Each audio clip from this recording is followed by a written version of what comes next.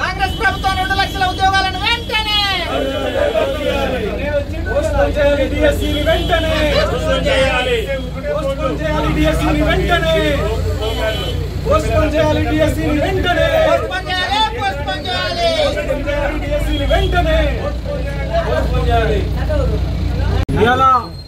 రేవంత్ రెడ్డి ప్రభుత్వము ప్రజా ప్రభుత్వం అని ప్రజల పాలన అని చెప్పేసి నియంత్రిత పాలనను ఆ ప్రజాస్వామిక పాలనను కొనసాగిస్తున్నారు ఈ రాష్ట్రంలో. రాహుల్ గాంధీ గారు, రేవంత్ రెడ్డి గారు, ప్రియాంక గాంధీ గారు వచ్చి యూత్ డిక్లరేషన్ పేరుగా యువకులందరికీ నిరుద్యోగ ఇస్తాము, 2 లక్షల ఉద్యోగాలు ఇస్తామని చెప్పేసి ఇవాళ చెప్పి ఎన్ని నెలలు అవుతా ఉన్నది? కేవలం 4 నెలలు మాత్రమే మిగిలింది.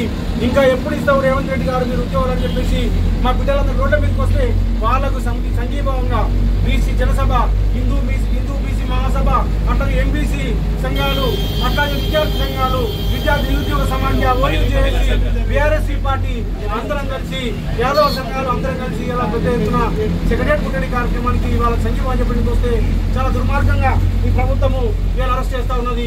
ఇవాళ తెలంగాణ ఉద్యమంలో కూడా నా పైన 180 కేసులు అయినాయి. 6 నెలలు జైలు ఉన్నాను. కానీ ఏ ప్రభుత్వం ఇంత దుర్మార్గంగా ఆ రోజు కాంగ్రెస్ ప్రభుత్వం ఉన్నది. ఆ ప్రభుత్వం కూడా, సీమాంధ్ర ప్రభుత్వం కూడా ఈ పద్ధతిలో వ్యవహరించలేదు.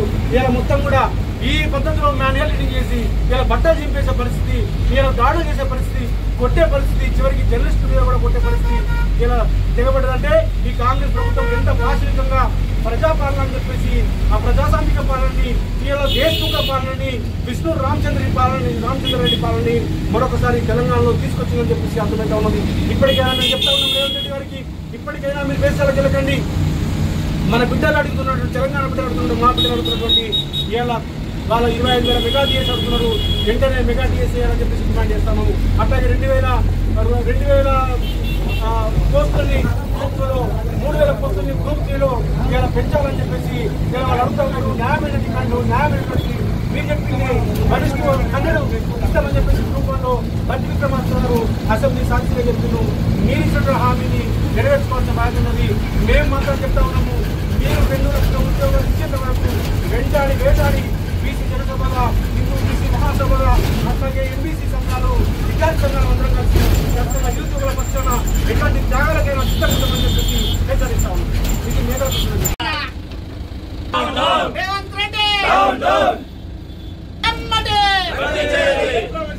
కాంగ్రెస్ ప్రభుత్వం 2 లక్షల ఉద్యోగాలను వెంటనే వెంటనే